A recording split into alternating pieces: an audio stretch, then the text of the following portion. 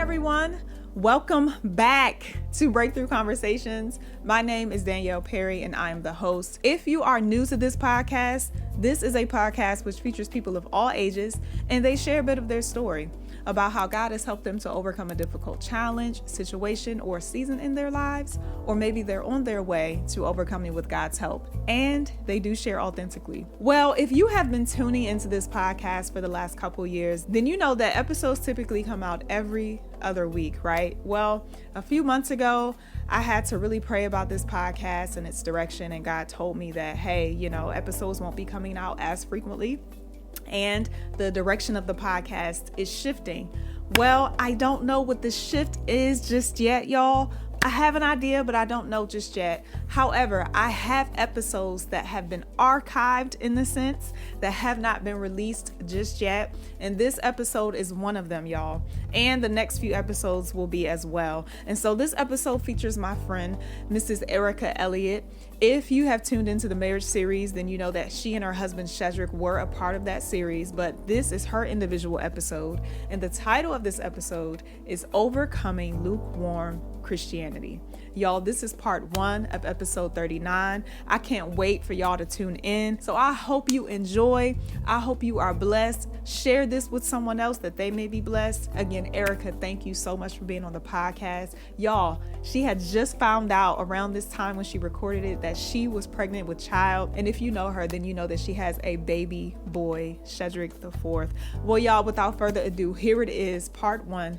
Enjoy and be blessed. And she is none other than Mrs. Erica Elliott. I love it. So thank you again. Thanks for having me again. Yes. So I have you on today to talk about overcoming lukewarm Christianity. Which, okay, title. Okay, coming from me in my 20s. Okay, that's fine. But yeah, honestly, that's what it was. So, yeah. And like you said, I know it was a little difficult to, like, when you saw it, you were like, well, dang. Yeah, it's hard to see in reference to me. I'm like, no, everybody else is lukewarm. I was just living my life a little bit. Like, but that's what it was. That's what it was, yeah. So before we hop into the questions, you can go ahead and just introduce yourself and tell our audience a little bit about who you are. Okay, so my name is Erica Elliott, clearly. I am married. I am 35. I am a woodworker. Yes. So I make furniture and pretty much anything out of wood. I'm a DIYer, all that kind of stuff. Mm-hmm. What else? I love Jesus. I sing, I dance. I don't know. I'm a lot of things in one, but right now it's woodworker and wife. Those are the two main things. Yeah, two main things. Yeah. Right. Awesome. Well, we are gonna hop into the questions, right? Talk about you as a young girl. Who was Erica at like 7, 9, 10? Who were you at that age? Oh, Jesus. Young Erica. I was very shy. Really? Very, very shy. So you might have to change the title because young Erica, high school Erica, 20s Erica, I've been so many people. Okay. But when I was really, really young, I had really bad separation anxiety. Okay. So I was actually homeschooled for middle school because my mom would try to drive me off to school and I would just cry. Wow. Like I just thought like she was going to die. Like if she left me, like her building would go catch fire at work. Like it was crazy. So I had a lot of anxiety very early. That's kind of how I got into singing and stuff. I had a grade school teacher for 2nd and 4th, and she was a Christian, and I was super shy, but she would put me in all the singing and dancing stuff. So that was the first time I got on stage. Gotcha. And she was amazing. Like I don't think I would have got to elementary school without her. But I was really shy. I was really skinny, and I wouldn't say, it's hard to say now. But as a kid, I don't think I really I liked who I was when I was with my family, but I had a lot of anxiety, or I thought people thought I was ugly, or I was super insecure about being dark skinned. It was a whole thing.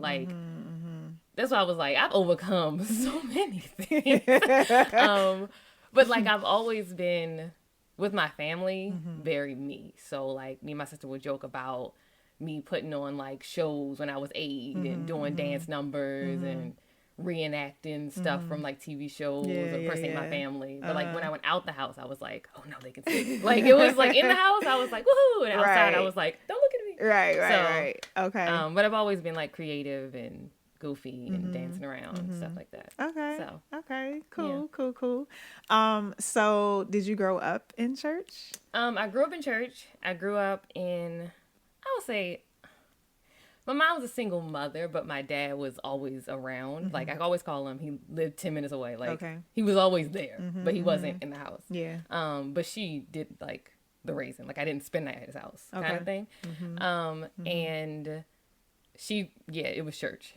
Okay. Every single Sunday. Okay. When I hit 13, you got to serve somewhere. So, again, the singing and dancing. Because I tried being an usher for, like, 2 weeks. And I was like, no. Uh-oh. The way that social anxiety hit, I was like telling people where to sit and what to do and where to go. Like I guess I would be in the back like, please don't. I don't want to. Like showing someone to their seat. Right. Oh my gosh. No. Wow. So you were really that shy. It's like if I did not feel safe.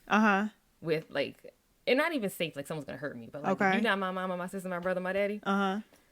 I don't know you. And I think also a lot of insecurities because I felt so bad about how I looked that I just felt like everyone was judging me or like she's so dark or I don't know. It was just a lot of So basically the way that you viewed yourself, right, which was unhealthy, you basically pushed that or projected that onto other people and said, oh, they must look at me the same way. Yeah. Okay. But like I knew my family didn't. I mean, my brother is a jokester, so he always had jokes.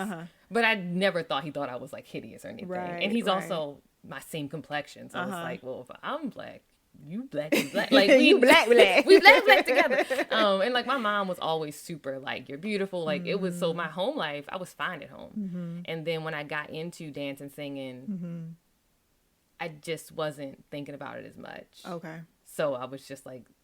Now my focus was like, I gotta get these steps. Right. But yeah, it was, I think technically it was separation anxiety is what they called it then. I think now they probably have 25 names for it, but this was like the 90s. Right, right. Yeah. Okay. But so did you have like peers telling you that you were ugly or you're too dark, or again, were you projecting that onto them? I think it was a mix of things. Like I think back now, because now I'm very confident in how I look, which my husband sometimes is like, you look too confident. Because I'll be like, I know you see it. He's like, I mean, I see it, but also humility. I don't know. I think it was a mix of, back then, media at the time, it wasn't a lot of like dark-skinned women in the forefront. And I'm a TV girl, which is a whole other journey, but I'm a TV girl, and it's just like, so I'm not seeing people that look like me.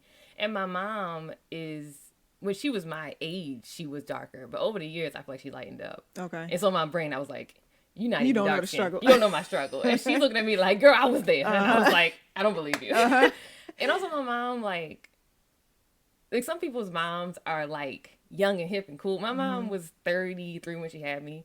So she's a grown woman. She had the business suits on, church hat. She wasn't trying to be out here with a crop top, so it wasn't like, she wasn't the person for me to look to of like young, sexy, just because she wasn't in her life trying to be young and sexy. She was trying to raise 3 kids. Like, exactly. I mean, she was always cute. Don't get me wrong, but she wasn't, like some people's moms is like, oh, no, like, my mom barely wears makeup.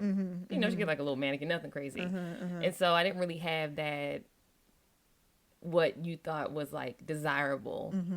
And then, kids tease. I wouldn't say it was bullying. Everybody got teased. But, like African booty scratcher, burnt chocolate chip cookie, like stuff like that. Yeah. Which at the time was like, ooh. But when I look back, I'm like, I don't think a kid was super harsh to me.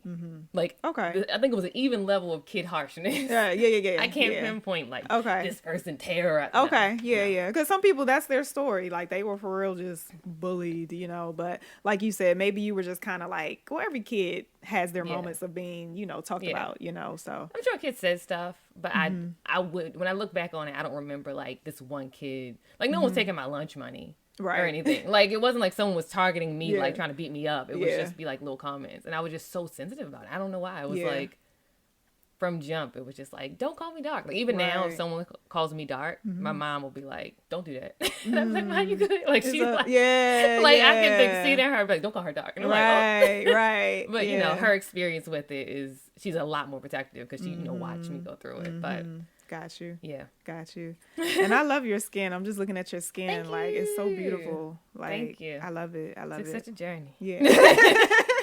So would you say growing up in church, you had a strong foundation in God? Yes. Okay. Like, seriously. All right. So now this I'm thankful for, which is going to sound how it sounds, don't judge me. My mom, we were every Sunday school, all of that. But she was not one of those, you know, Wednesday night Bible study, Tuesday night. No. Okay. She was trying to raise 3 kids. Yeah. Single mom. Yeah. Single mom. Like, she also told us, like, pick one thing. She not finna run around to soccer. No. So I think it was choir. So, like, probably Thursday nights. She dropped me off for choir, picked me up. But we got the word, like, at the house. My mom didn't listen to, like, secular music. It was Heaven 600. I think Spirit 1400, if that still exists. We had, like, little Bible studies. I remember one year we had a birthday party for Jesus on Christmas because Jesus is the reason for the season. Aww. Like, the foundation is strong. Okay. Like, she wasn't out here, you know, going to church, but then coming home and cussing. Like, my mom don't cuss. She barely yells. Okay. Now, she will tell you about yourself. But it's not, like, she's living the word. Like, we're going to pray about stuff. Even with all of my anxiety and stuff like that, like, people prayed over me, and we also went to the psychiatrist and all of that, but it was like, God is leading the way, and God will help you, and if we feel this is the way to go, sure, but also like God. So, like, I'm not gonna butcher where the scripture is, but God's not giving me the spirit of fear, but a power of love and sound mind. She would say that to me like every single day and night when I was going through like all the fear and anxiety. So the foundation was strong. Like, I couldn't ask for a better. In her representation, like, she ain't cursed, she wasn't screaming. She ain't if she dated somebody, you ain't know about it. I don't know when she had the time. Right. She was always, I mean, I think back and I'm like, I guess if I went to this person's house, you could have, but she was always there. It wasn't like any time where she wasn't accounted for or so. I always tell her as a mom, you did a great job. But the foundation was real strong. I love that. She don't play games. She don't play games with that word. I love that. So you did have that strong foundation, like hearing that your mom would pray over you like every night, that scripture, that's so powerful. And I'm sure that was doing something in you. You probably didn't know it at the time, but of course it did come into fruition, I'm sure, later on in life. And we'll get to that. But what about, I guess, high school, right? How were you in high school, and when did things begin to kind of take a turn for the worse, would you say? So it kind of all ties together. High school, started out super shy, went to Poly, shout out to Poly. And then once I got my group of friends, because I didn't go to middle school at all. I was homeschooled all middle school. So it was my first time being like, okay, I'm back with the people now. Like, I don't know what to expect. Got friends, started like getting my confidence better, started really like kind of like the lies I told myself about like how I looked and stuff were kind of changing. You know, you're getting a little tension. Yeah.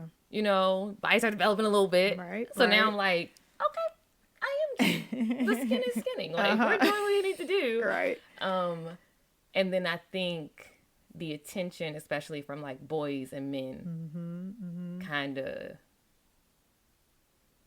I think that was probably the beginning of the end. Okay. But high school was fun. Like, I loved high school. My friends were great. I had a good time. You had a good time. And then once I got my car, that's when...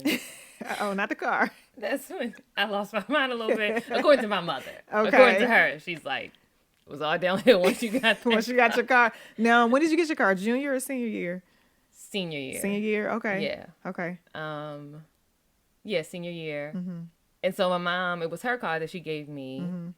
And I always had good grades. I never gave her no issues. Like, I ain't going nowhere. I ain't do nothing. I got my car and I was like, well, I'll see you never. Like, Okay. But it wasn't anything crazy. Like, for the most part, school days was just school days. Mm-hmm. And then on the weekends, I didn't do anything really anyway. It was like the end of senior year. The end of senior year. Yeah. Okay. Like the summer after I graduated into college. So is that what your mom is talking about then? Yeah. Okay. Yeah. All right. Because on school time, so at school. So it was like, Okay. and that, I don't know what kids do now. But back then, like, well, what am I doing on a Tuesday night? I'm 17. Like, I'm right. going home. Yeah. Yeah. And I never grew up like a person that you can just go to someone's house and just chill there for hours. Like, unless you're family. Yeah. If my mama don't know your mama. Yeah. She wouldn't let you go. Right? I'm not going to be here for long. I'm not eating dinner here. Like, my mama is home. Yeah. She cooked. So I just wasn't out like that. But then once the summer hit and, you know, you find stuff to do. Okay. And then you out and about. All right. And So then, yeah. so talk about that. What did you find to do? So that summer was really, we just kind of like hung out at people's houses and stuff. And that summer wasn't that bad. Okay. That first semester of college. First semester of college. Okay. Because that summer, like, all my friends were still 17 or maybe 18. But, like, none of them really did anything too crazy. But then college, now we're around people that have alcohol. Yep. People that have apartments. People that have dorms. So now I could just be like, oh, my, it's late. I'm going to just stay at so-and-so's thing.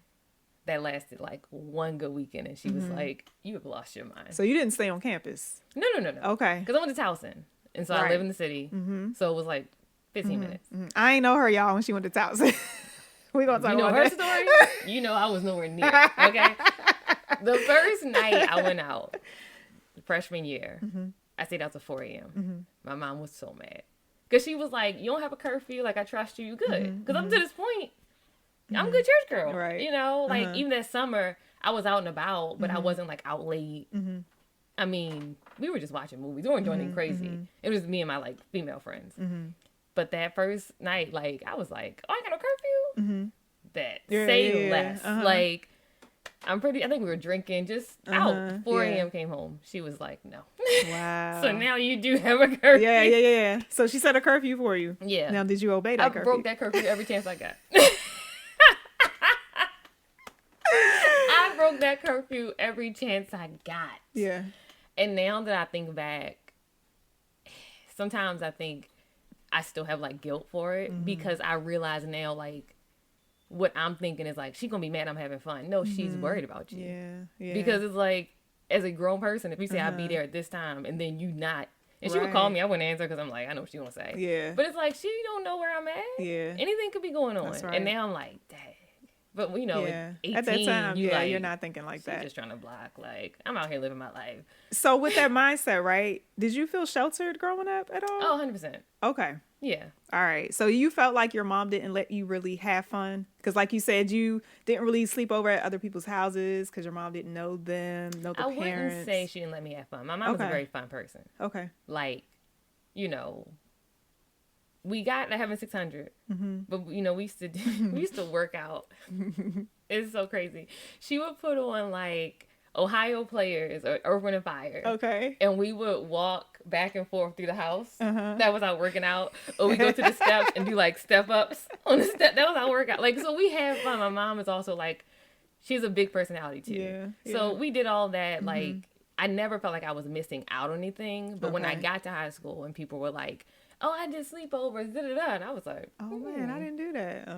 So I didn't even know that I was sheltered until I got like high school, college, and people were saying stuff, and I'm like, your mom let you do that? Yeah. Your mom Now, let's talk about the word sheltered, right? Because there can be a lot of negative connotations with that word. So would you say the way that you're describing sheltered is my mom ain't let me do nothing? Or was it, no, she was actually protecting me from things? No, I don't even think I was, like, I didn't think my mom was sheltering me or she was strict until other people were like, oh, your mom's strict, you can't do nothing. And I was like, what was there to do? Like, growing up, I felt like I did what I wanted to do. I remember the one thing, I wanted to go to senior week in Ocean City. Okay. Because I think I was dating a guy that went to Calvert Hall. I'm not sure. And all of them was going to senior week. And I asked my mom and she laughed in my face. Like, she laughed as if I was Chris Rock. Like, she laughed in my face like, you have senior week. You think I'm gonna just say go drive to Ocean City for a week as a 17-year-old? Which, thinking back, that's crazy to me. Today, that's crazy. That's crazy to me that that even happens. That it's allowed to happen. So yeah, but like people was like, your mom won't let you go? Yeah. I was like, no. First off, who's paying for it? They was your mom. I was like, well, that's number one. Right. She not gonna give me money to go a chaperone for a week. Yeah. I'm a child. Right. So like, I don't think she was unreasonable. I don't think she was too strict. I think, you know, we went on vacation every year. If it was stuff for the church, she let me go. She just had to know the people I was with. Yeah. And nowadays with so much crazy stuff going on, I'm like, that makes sense. She knew boundaries. She not like, if one of the girls from school had a sleepover, but she don't know the mom, and the mom and dad aren't married, like, I'm not going. She's like, if it's a man in the house that I don't know, you can't stay over. Yeah. And I'm thankful. Yeah, absolutely. You know? And it wasn't that many sleepovers. I was just like dying to go to. I had like separation anxiety, so I was like, "Get me here. I want to stay home. Have fun. I would go home." Like, so I was good, you know. Yeah. But yeah, she. I don't think. I think I was sheltered, but in the way that a child should be sheltered. Yeah. Like, I was naive to some stuff, but thinking back, I'm like, if I would have knew that at 14, I don't think that would have helped me at all. Right. You know? Yeah. So.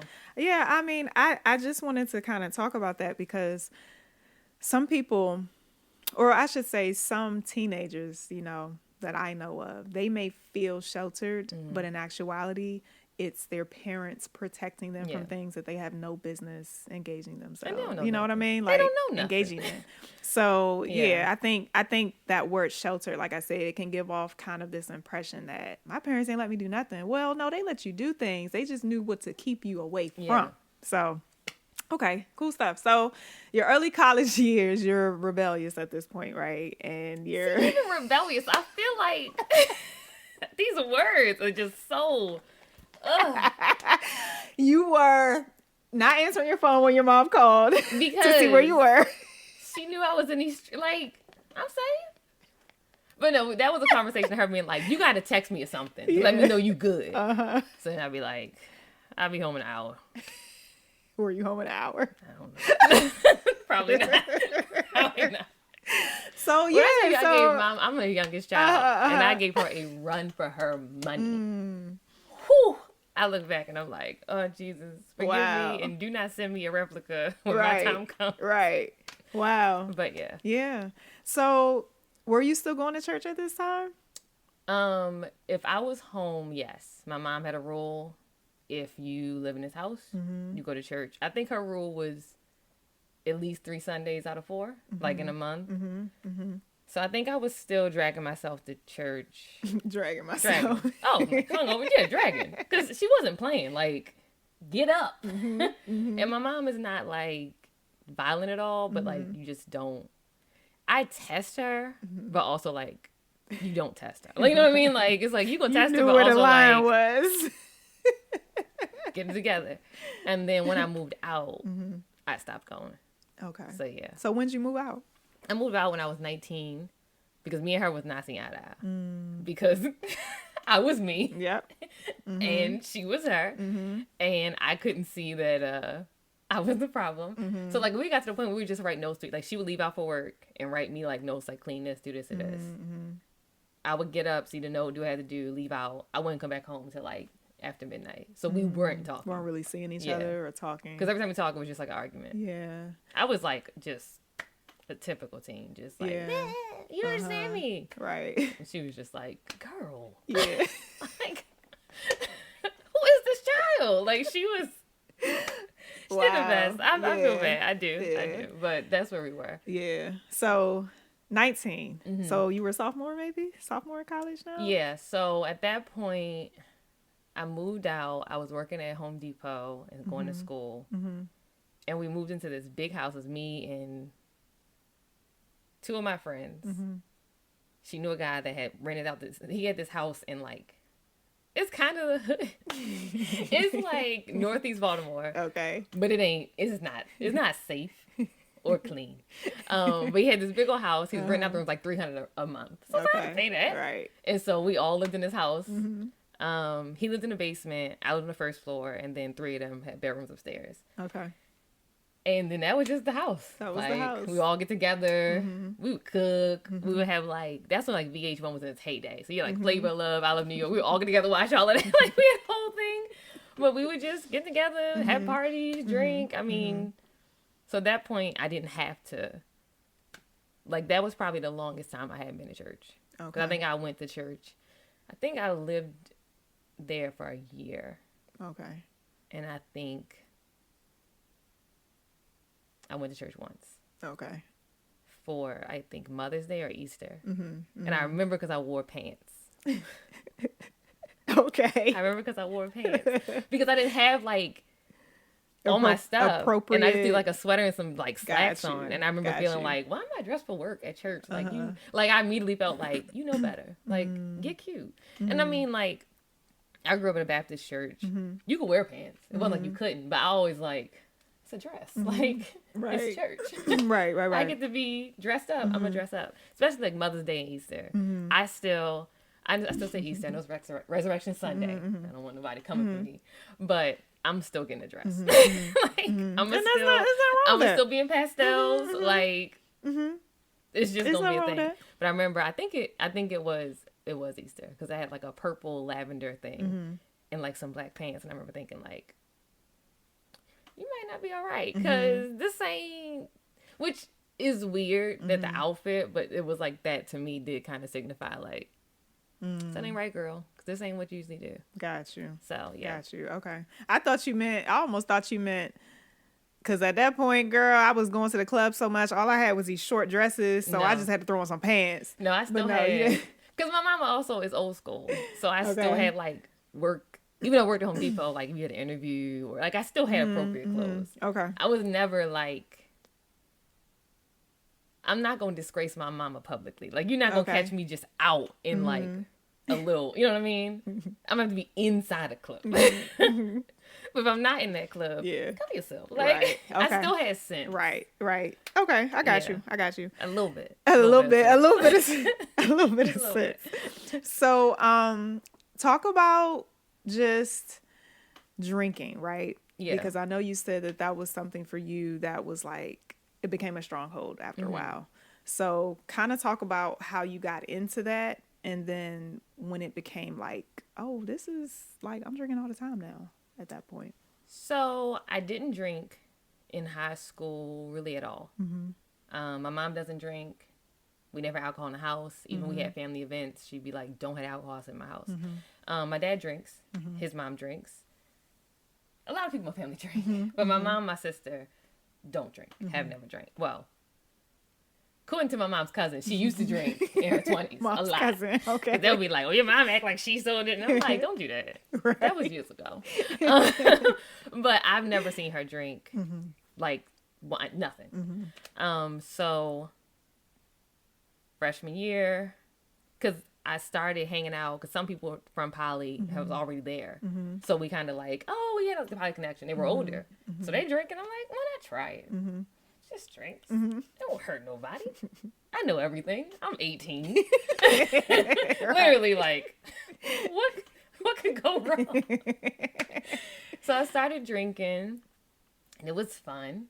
And, I love a good time. So, we good. The drinks is flowing. We dancing, having a good time. It's taking away any, like, type of anxiety I might be having.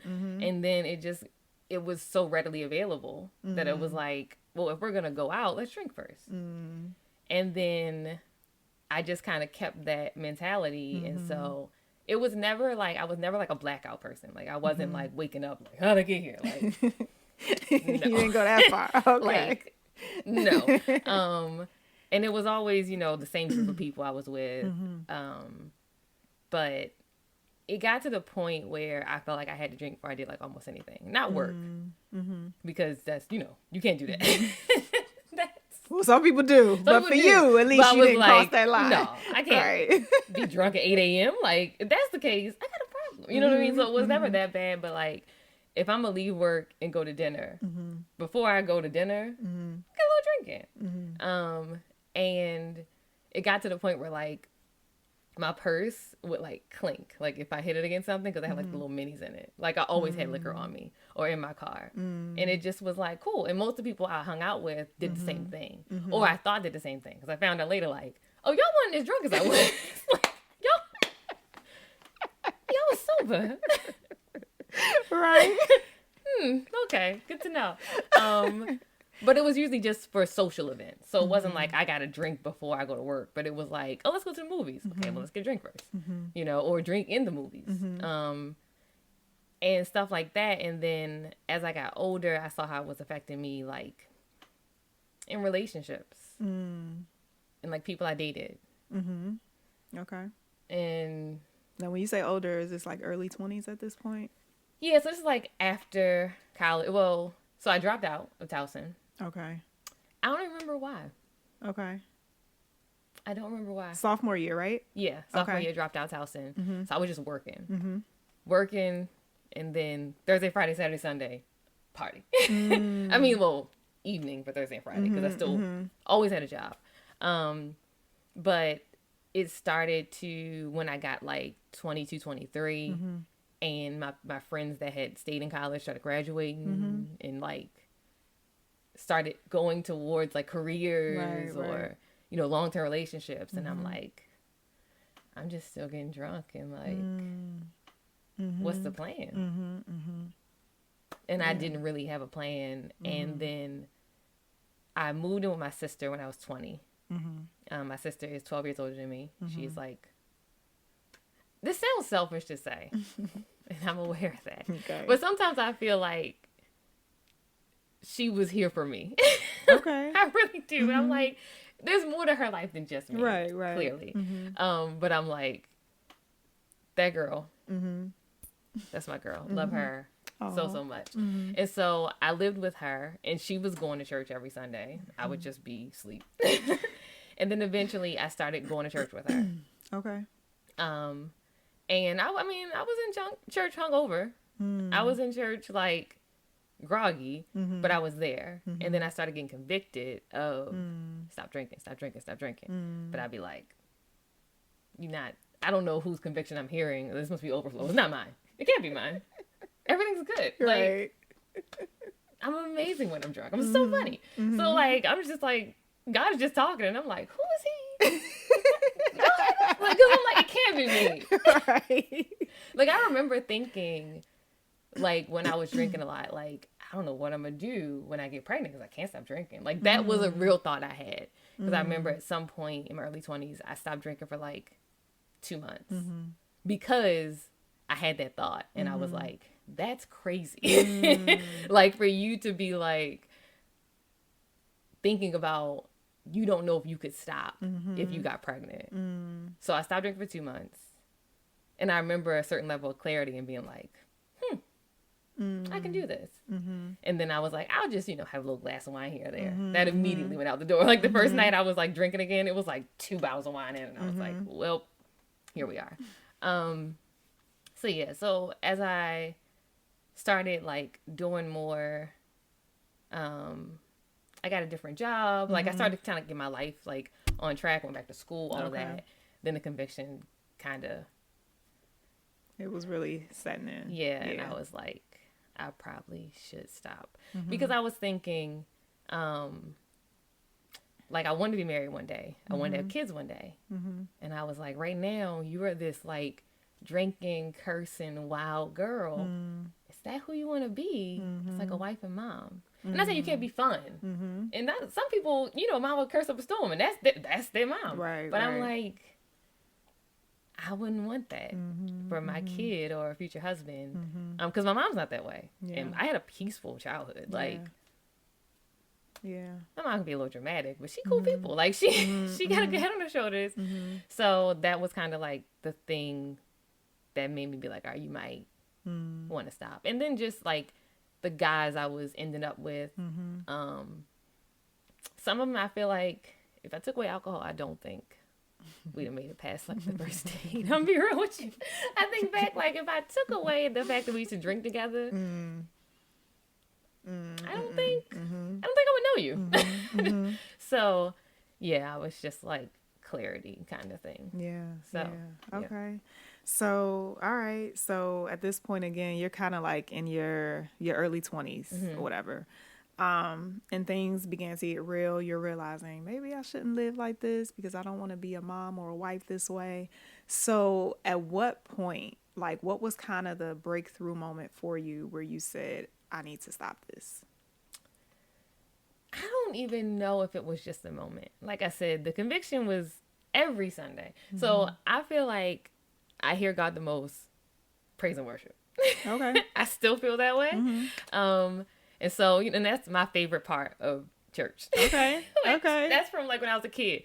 Get me to the singing. I used to, like, as a kid, I wouldn't go to like kids church. I would stay upstairs singing all the songs. And soon he'd be like, open your Bible. Oh, God. But this was with me at like 6 or 7. Like, it wasn't like, once I got to like 13, 14, my mom was like, you gotta take notes of something for you up here. So, I had to like participate. Yeah. But so we be singing these songs, and I remember like sitting in New Psalmist and hearing God so clearly be like, stop drinking, and just being like, all right, I gotta try. Because why he keep telling me this? Like, sir. But it's just like, you hear so many messages about obedience and I'm sure it was a mix of things, but I remember hearing that and being like, all right, I'm a see. I'm gonna see if I can. And then very shortly after that, I met you at the like women's event thing. And then I remember I went to San Antonio. One of my friends was graduating from whatever the training thing is for the Air Force. Oh, okay. Okay, that's in San Antonio.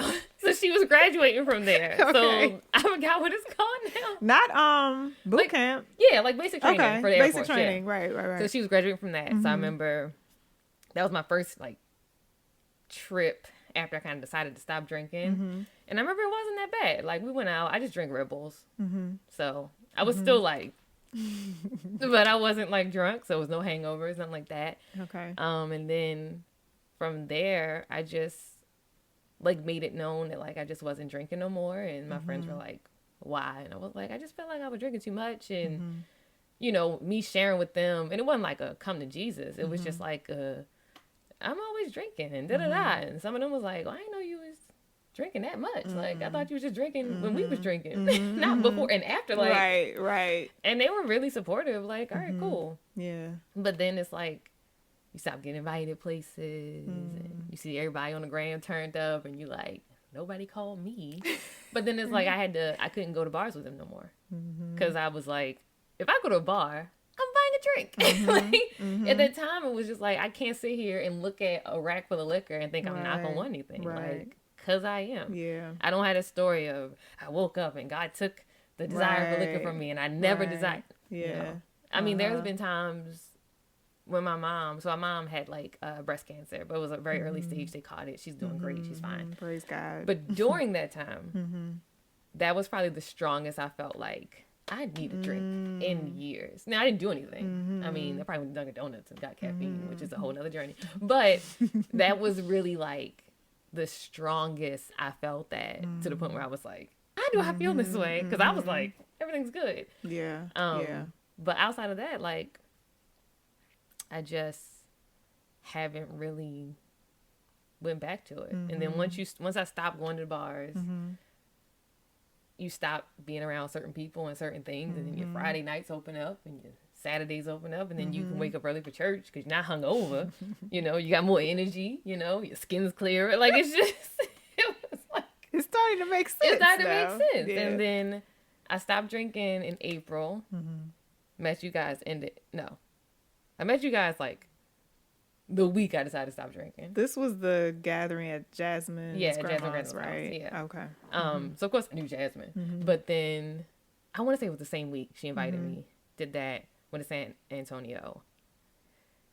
I met Shed in June. You met him in June. Okay. Yeah.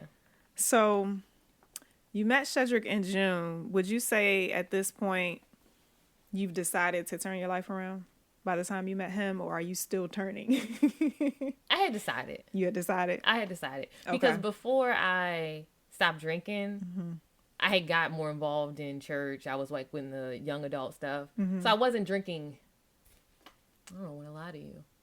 I wasn't turning up as much as I used to. Just because like, I was like, church was a thing I did now. Like it was back in my life kind of thing. So I wasn't necessarily like, I'm going to 4 a.m. on Saturday because it was like, how you getting up? Yeah. But I still would, do social stuff. So the drinking wasn't necessarily as frequent where it was like Thursday, Friday, Saturday, but it would be like, I'm still going to drink. We still go somewhere, I'm going to drink. There was times I would go to church, leave church, go down Canton. We go to like lunch or something, couple glasses of wine. So I kind of turned more to like, oh, just wine and stuff. Like I wasn't like shots, right? But I wasn't doing quite as much crazy stuff. So when I finally said no to drinking, it was like the last piece of the puzzle. It was the last piece. So, okay. I mean, there was still probably some mindset stuff that's always there. Yeah. But I remember one of my big issues with not drinking, well, with giving up drinking for so long was I thought I would be boring. And I didn't want to be boring. Because I thought, okay, if I fully, turn my life over and fully do the Christ thing, am I going to have to wear like jeans, skirts, and turtlenecks? And all I got to say is just like, listen, I'm still maturing. I am. But I just never wanted to be one of those people that, like, you don't have no opinions besides just scripture. Like, I mean, like, and as I get older, I'm realizing, like, I probably need to say less and read the word more just because of how life is. But at that time, it's just like, I didn't want to be like some mousy, non-cute, like, you know what I mean? No, like, I know what you mean. I know how that sounds. No, I know. So let me give you an example from my perspective. When I got to college, it was my first time seeing cute Christian men my age because I didn't know that they existed. Except for like that one drummer. He be in the streets. Right, exactly. So when I got to college, I was like, oh, there's actually like Christian men who are handsome and even Christian women who weren't like what you just described as jean skirts and turtlenecks all the time. Like, no, there are like fashionable Christian women. So that helped me to see that maybe the perception of Christian men and women that I had in my mind, at least young Christian men and women, were kind of what you were explaining. Like these kind of just, oh yeah, I just go to church on Sundays. And then when I'm not in church, I'm reading my Bible all day, every day. And like, kind of that. And so for me, college opened up kind of a new realm of, okay,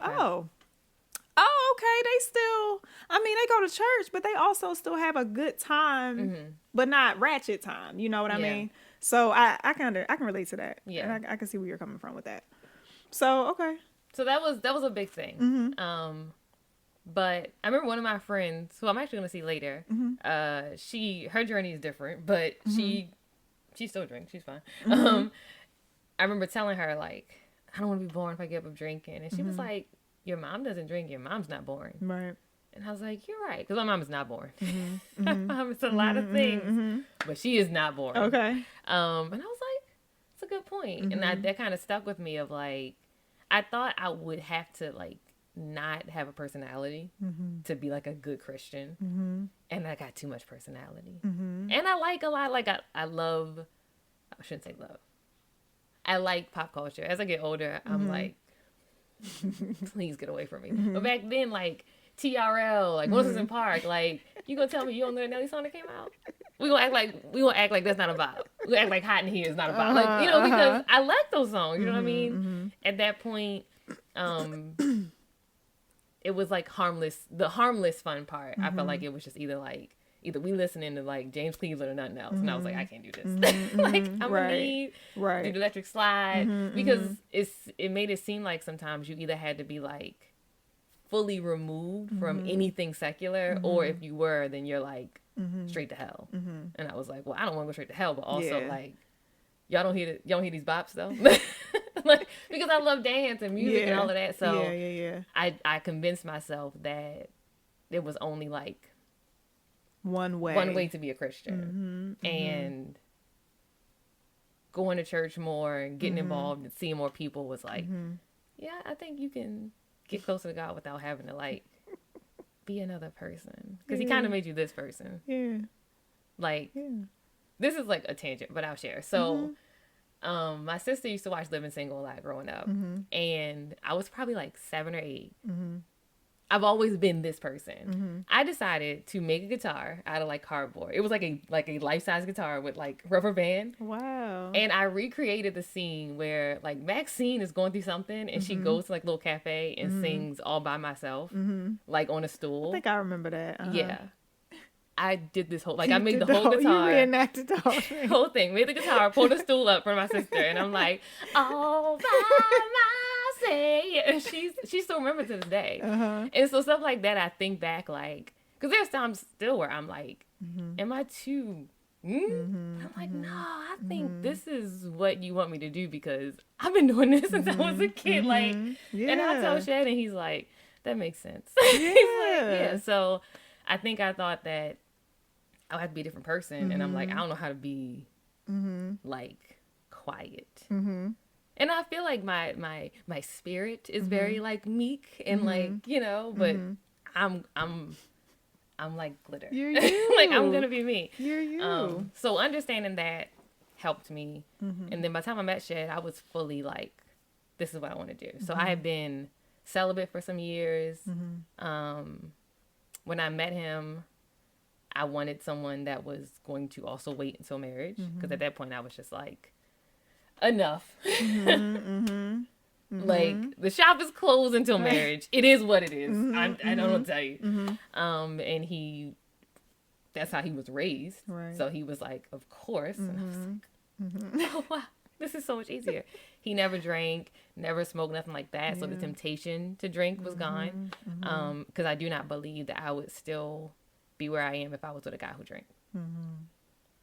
Say what you want. Maybe I'm weak. I don't know. But if I'm spending all my time with you and you're drinking, I'm a drink too. Yeah, like, it makes sense. It makes sense. Because that was your proclivity. That was the habit that you had. So like, we don't really keep, I mean, like, every now and then someone will come over that doesn't know us and be like, here's a bottle of wine. And I'm like, oh, thank you.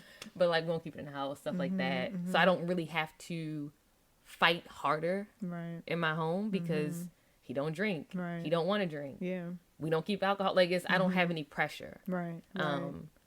And I've had some people be like, you think that would have affected you? Like, just because your man drinks them and you got to drink. And I'm like, y'all live the life you want. You know but you. I know me. And I'm just like, I'm a drink with him. So he don't. So I don't. It makes it very easy. It's not even an option because I'm like, well, he ain't drinking. I'm not going to do a shot by myself. Right, for what reason? Right. So I think the most like alcohol I've had in the last probably 10 years is maybe like champagne at a wedding or something like that. Like, I don't think I haven't had a drink since before I met him. Yeah.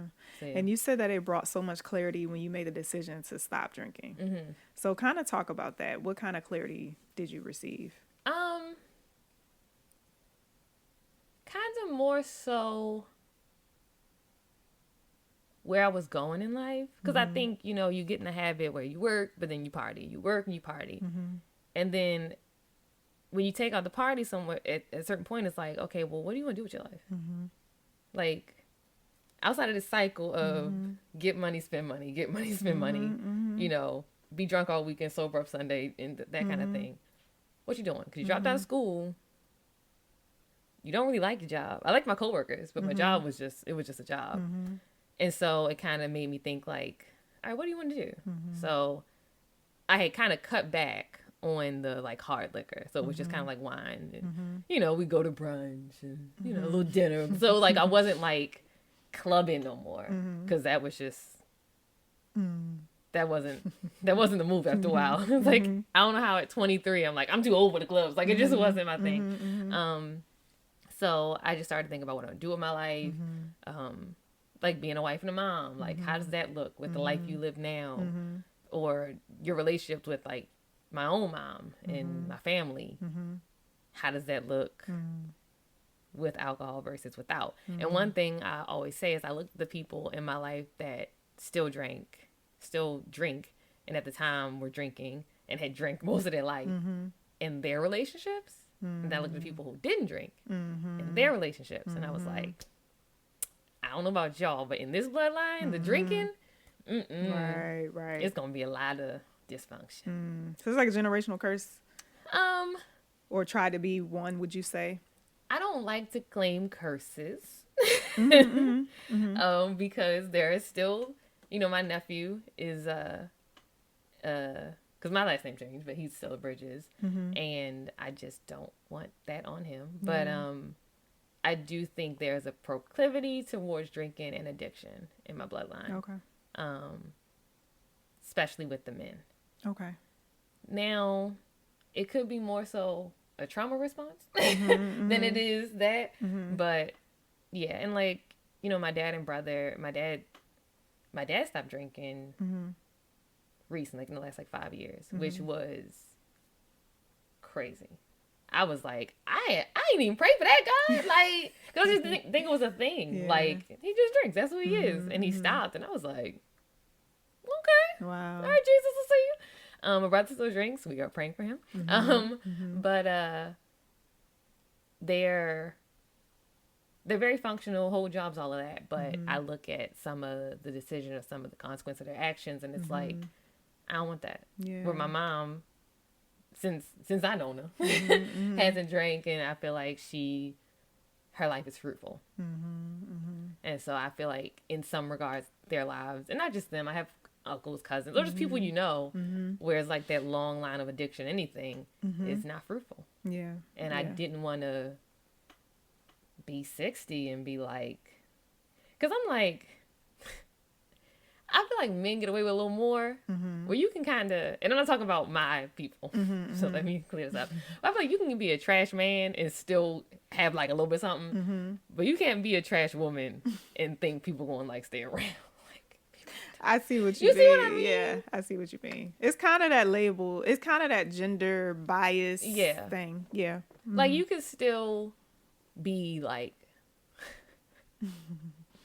I feel like, my perspective, you could kind of not be a great dad or not be a great, like, man for a good portion of your life and then kind of redeem it at the end. Because I feel like people always want that approval of the father, stuff like that. But I feel like mommy stuff, like, you mess your kids up young, it's a journey. Or like, if you just destroy those relationships and you nasty and mean, like, I feel like you don't always get, I seem like that wound is deeper.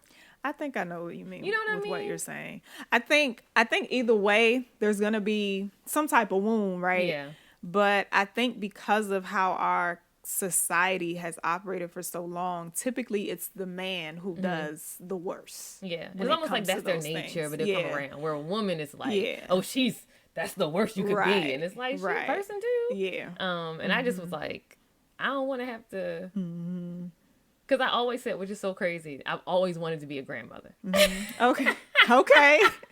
That's interesting. There's so many steps to being a grandmother that I have to do first. But in my mind, I just imagine like having all the family around and, they call me E-Rock and I'm just this real cool grandmother covered in like sequins, little hats. Just, it's a whole thing. Hopefully I go all gray at once. So you got the dark skin with the gray hair. It's a whole thing. I got it all in my head.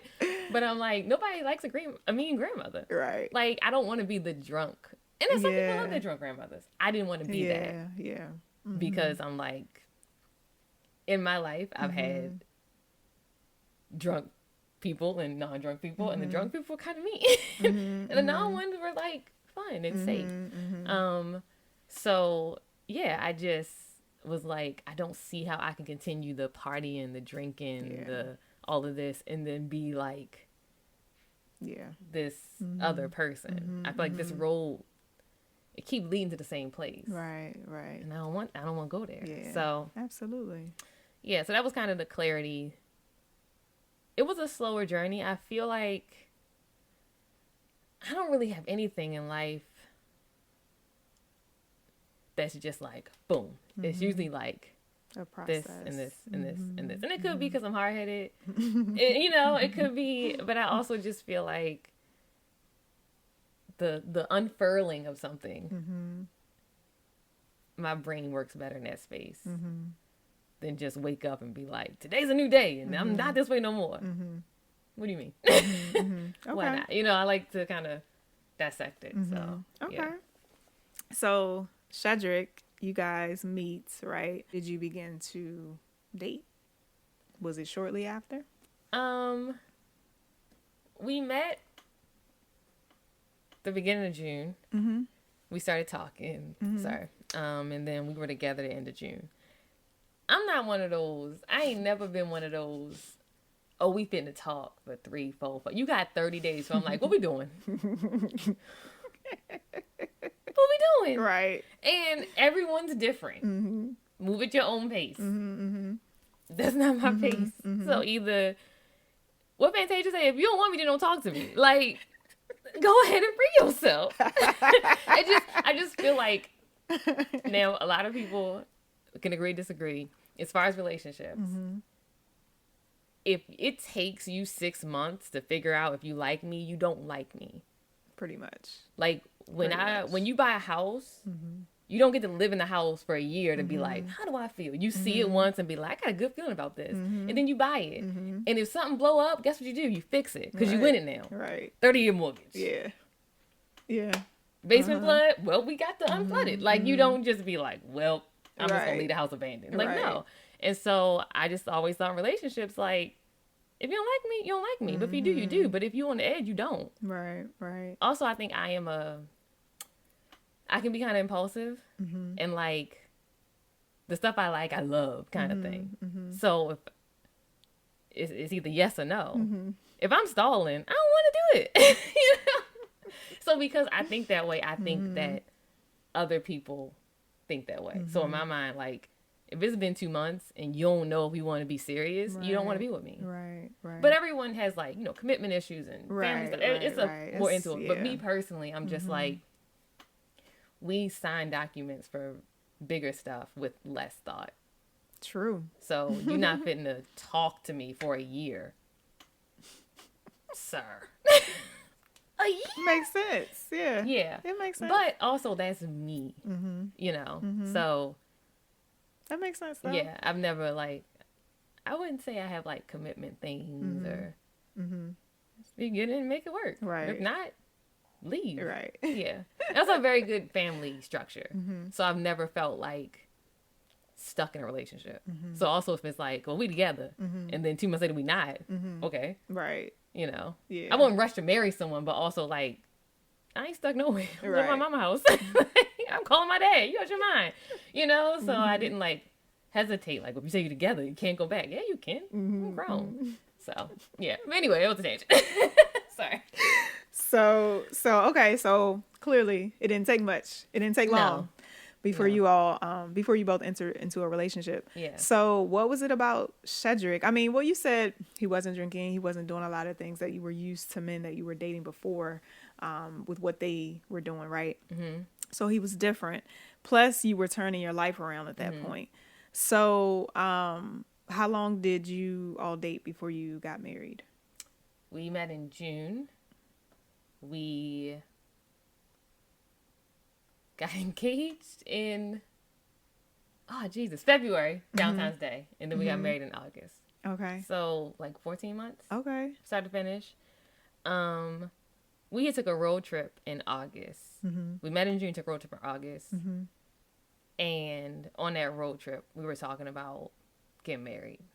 Wow. So it was pretty soon. Wow. I had always prayed, because I can be so indecisive. I can worry and overthink. And I was like, God, when it's time, I need to know.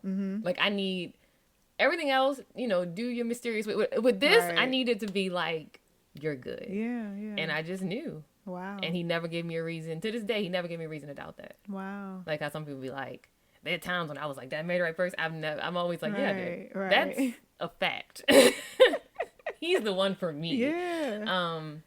So yeah. And I know everyone doesn't have this story, but I do. So he just never gave me a reason to leave. Yeah. So yeah, I love that. And for those who don't know, I knew Shedrick before I knew Erica. because Shedrick went to Towson. And we were friends there. And again, I didn't know Erica I didn't know she existed because I didn't know she attended Towson. It's so crazy. But she was there for 2 years and I didn't know. She didn't know me.